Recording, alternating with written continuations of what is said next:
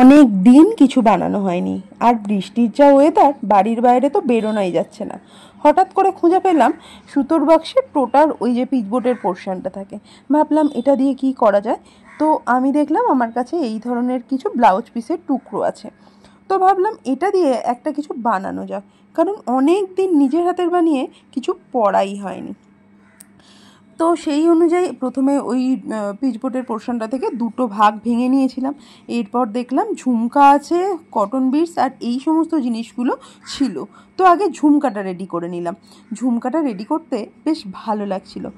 তারপর ভাবলাম থাক, বাকিটা করে নিয়ে আগে, তারপর দেখা যাবে। লাস্টে কি হচ্ছে সেটাই না হয় দেখাই। এখনো শেষ হলো না, আবারও কাজ বাকি আছে। চলো এটা দিয়ে বাকি কাজটা কমপ্লিট করে নিই।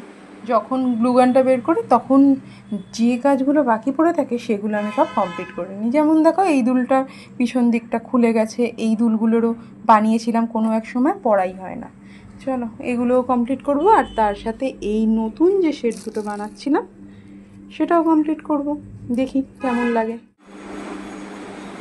হারটা তো কমপ্লিট হয়েছে, হার কানের একসাথে, মানে নেকলেস আর কি। কোনোদিন শাড়ির সাথে পরতে হবে, কিন্তু আমার যেন এই জায়গাটা বড্ড ফাঁকা লাগছে। দেখি এই জায়গাটা কিছু কমপ্লিট করা যায় কিনা।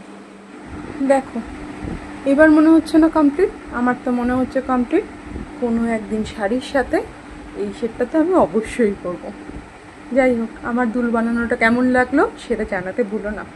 আর আমি এরকম বানিয়ে নিজেই চপ করে পরে নিই, আমার বেশ ভালো লাগে পড়তে এই ধরনের দুল। যাই হোক, টাটা।